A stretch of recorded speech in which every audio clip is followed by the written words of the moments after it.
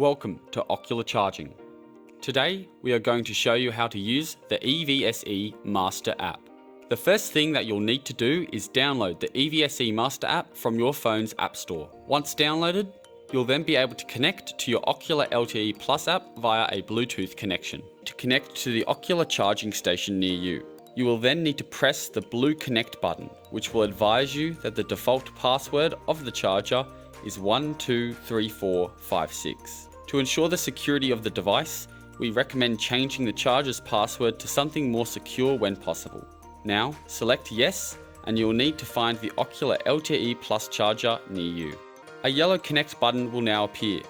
Connect and input the default password into the input area, and your app will now be connected to your home charging station. Your home screen can display the charging information, the power consumption duration, as well as the internal temperature of the charger. These statistics will update in real time as your electric vehicle charges.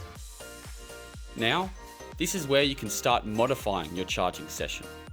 The current setting allows you to change the amount of amperage you want dedicated to the charger. This can fluctuate from a minimum of 6 amps to a maximum of 32 amps. To initiate your charging session, this is done through the Start Charging button in the app, as well as the button on the side of the charging station. Alternatively, if you've already scheduled a charging session, this can be done through the Custom Charge button.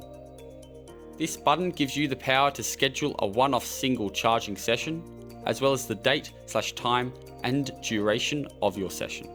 It also has the ability to specify the charging amount, which is important to those who have batteries where you need to regulate the consumption to their EV. If you would like to regulate your charging cycle, you can navigate to the Repeated Charging tab and set your charging schedule for the week.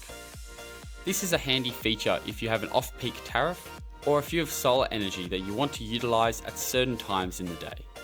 The next tab will show you your entire charging history, as well as records and statistics of the individual charging sessions.